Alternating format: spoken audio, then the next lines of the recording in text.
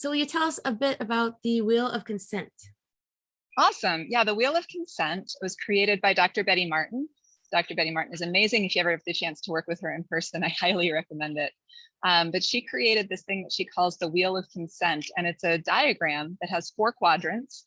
And what it does is it breaks down touch into like 4 directions of asking the question, who is it for, and who's doing the action. So normally we're used to kind of thinking about touch like, well, who's doing the thing? If I'm rubbing your shoulders, I'm doing the touching and you're being touched. And we're kind of used to thinking about it that way. So there's certainly the who's doing the touch, but then there's also who it's for, because I could be rubbing your shoulders because you really want a shoulder rub, or I could be rubbing your shoulders because I really want to rub your shoulders. Does that make sense? Mm-hmm.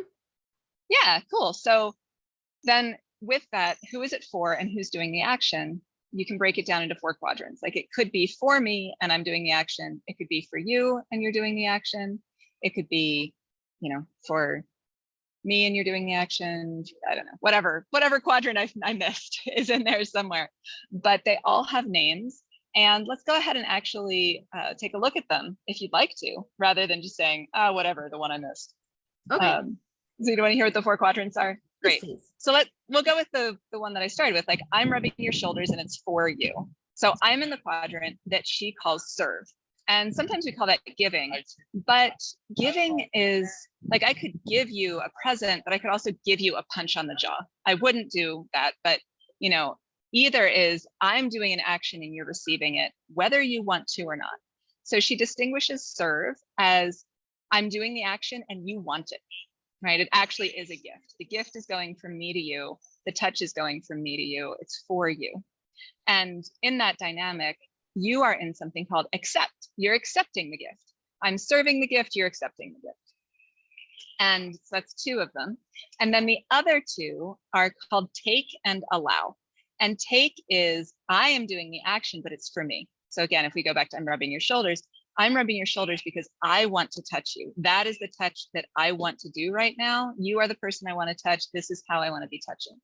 And you, I have checked in with. I'm not just touching you for my own pleasure without asking you, because this is the Wheel of Consent. So I would say something like, Larysa, may I rub your shoulders?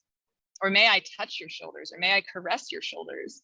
May I feel your shoulders up? Whatever it is that I want to do, I would try to be as clear as possible, so that when you say yes, you actually know what you're saying yes to and you mean it.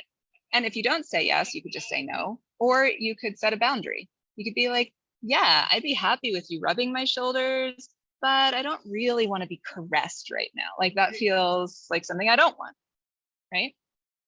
But then it's this funny thing, because if we're in take allow and it's for me, what you would be keeping your eyes on is, can I allow Kassandra to touch me in this way that she's asked for and feel totally fine about it? Not love it ecstatically, right? Because it's not for you. The gift you are giving is access to your body, which sounds so weird to most of us in this culture. Like the Me Too culture and all this stuff, it's like, you want access to my body for your pleasure? Like it sounds somehow like we're being abused. But the cool thing about the Wheel of Consent is it's not that at all.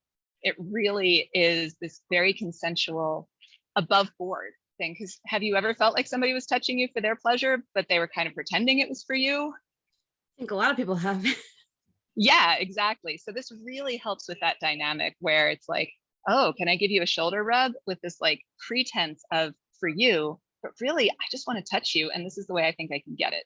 So it really helps get out all of that kind of like confusing, underhanded, passive, non-direct asking, and that weird feeling of like coming away from having a touch encounter with someone and feeling sort of slimy or used, or maybe you used them, or maybe you crossed a boundary but nobody set a boundary. Like this is such a cool game, because you can play the 3-minute game around the Wheel of Consent, and it's such a cool way to know that what you are doing is wanted and allowed and fine and spacious and no resentment.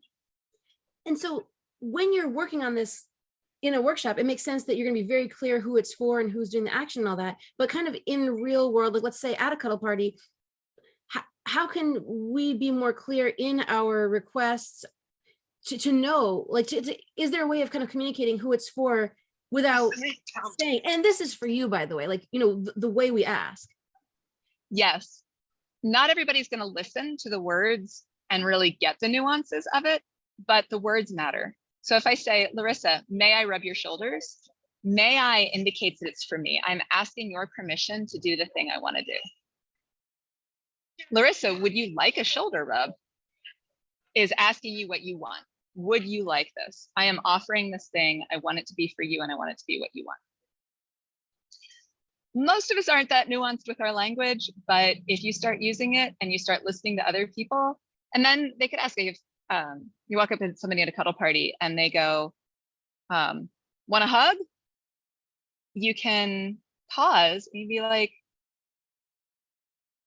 do I want a hug? I'm willing to hug you, but I don't particularly want to hug you right now. So is the hug for me or for you? Because the cool thing at a cuddle party, you can be that jerk, or not that jerk, that geek, right? That like is wordsmithing things and figuring it out with people. So even if someone is unfamiliar with it and they ask you something where maybe it's not clear, you as the potential receiver can answer in a way that says, like, I am willing to receive a hug. And so even if you're the only one who kind of recognizes that, you can kind of help solidify it in your own mind with your end of the words and not have to count on them asking in the clearest way. Exactly. And you could say, are you asking for me or for you? And that will probably throw them back and they'll be like, I just thought a hug might be nice. Like, most people are not used to owning their own desires. They really aren't. We're used to shadow giving and giving to get and all sorts of things like that. So if you start bringing that language of clarity, you might get some strange responses, but you might really also help to up level the communication at the party. So use it gently. Don't use it as like, I'm going to be the, consent police or the wordsmithing police, but invite people to start to notice. And there's so much to learn just within this. And then I think to myself, okay, if you have a grandmother that loves to cook and she loves to, serve by giving the food and that she hopes you enjoy it, but she also gets a lot of glee watching, knowing that she provided this enjoyment, that's got to be a whole other section of words to learn. But for now, I'll try to master this. That sounds great. Okay. Great talking with you. Thank you so much.